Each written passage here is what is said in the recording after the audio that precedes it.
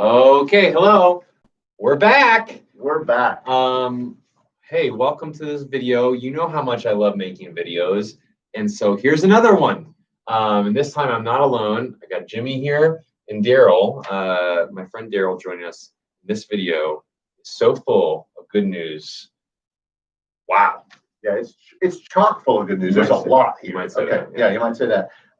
So I'm going to say to you, thank you for last semester. You guys did an amazing job with very difficult circumstances. You guys took restrictions and made them into opportunities. You were tireless. You worked hard. Amazing work put in. You were faithful to love God and love others well. Thank you. We called this video More Better Vital Leader Update. And that's because we have some things that we think will make this semester more better. Last semester was better. This is more better. Yeah, anyway, don't think about it too much. So more better, number one. We heard from you that doing family groups over Zoom is hard sometimes. Last semester, what we did was we asked you that when someone in your family group either had COVID or was in kind of COVID protocol, to all go online for their sake. And we did this because we knew that hybrid meetings are really hard for two people, the person zooming in and the person leading the meeting. And with that, the person leading the meeting has one more thing to have to pay attention to, and the person who's zooming in can't hear properly a lot of times and really feels, for lack of a better word, isolated. Right. So this semester we're going to do something a little different. Instead of we're not going to ask the whole family to necessarily go on Zoom if one person is in that isolating situation. There may be situations where the family does still need to go all online, but we'll figure that out as we go, much as what we've had to do kind of this whole time. But we want to provide you some resources that make hybrid a little bit of a more better situation.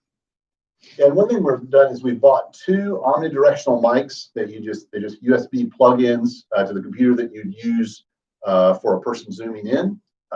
And so two of those available for first come, first serve. You see Alexis, if that comes up that you need to zoom someone in.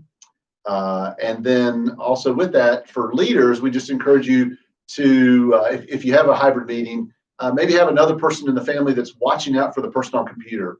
Just make sure if they're signaling that they're not hearing well enough, or if they have something to add or a question to ask or something like that. Because again, like I said, for leaders, a lot of times it's a lot of extra attention to things. Okay, so that's more better number one. More better number two involves 633. You're gonna like this one. Probably, right, Jimmy? Oh man, bad joke. Okay, so what we've heard from you is that you like being at 633, and that's good for you. So we do live in a world of safety protocol, of course. Not sure if you've heard on the Facebook, but safety protocols is still a thing. We still live in the world of needing to social distance, wear masks, things like that. But we also know that connection with the broader community is still vitally important, even in these times. So instead of inviting 3 family groups to 633, we believe that we have plenty of space to invite 4 families each week. And what that means practically is that you're going to have not 3 weeks between attending 633, but 2 weeks between, and occasionally just 1. But mostly you'll have just 2 weeks between when you'll be at 633.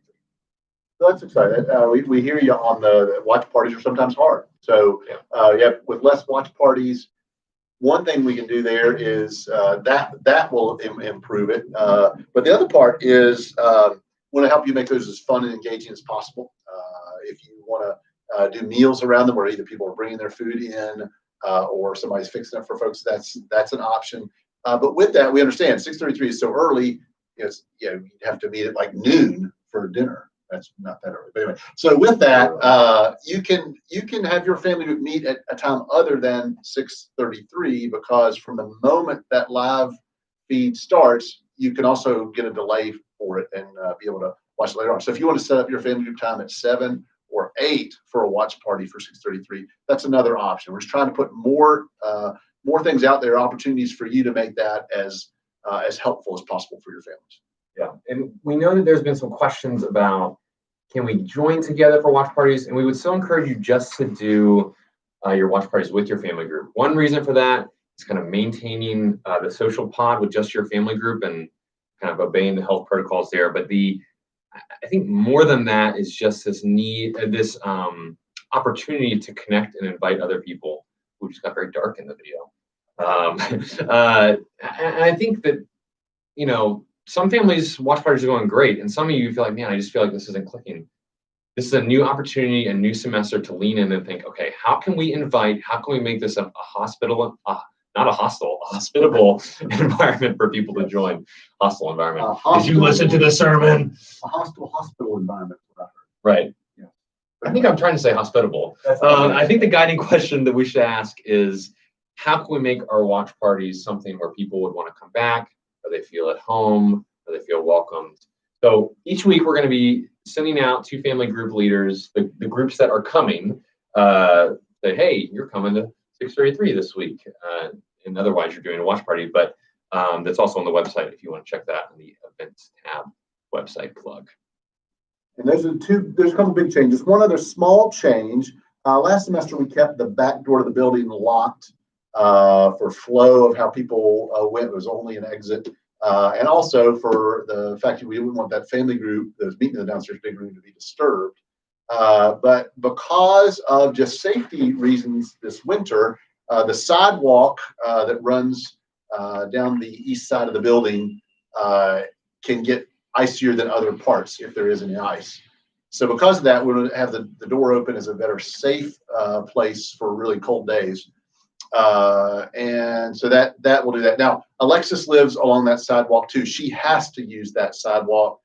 So the other thing we ask of you is, if you do use that sidewalk, if you ever find her falling down, roll her to the side, please, so no one else trips over her. And the other thing is, do not use the back door, obviously, when a family group is meeting down there. So those are a couple things that are just fun thing about the back door is back. Wow. I've never been more excited about the back door. Pretty exciting. So more better number one involves, I forgot it already. I gotta wake up. More better number one is hybrid family group option. More better number two, 4 family groups invited to 633. More better number 3, roll Alexis to the side if you find her falling down. Yeah. Just like Jesus said to do. The last reminder that we have is that we're reminding you that there is a leader meeting this Sunday. It's January. So I've lost all sense of time during winter break. It's January 24th at 7 o'clock. 2021.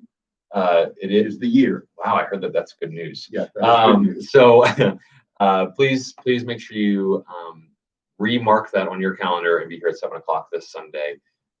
Thanks for watching this far. I think that's all we got. We'll be praying for you this semester and just looking forward to what God does. I'm going to crawl over to the computer now and turn off the video. Smooth. Here it goes.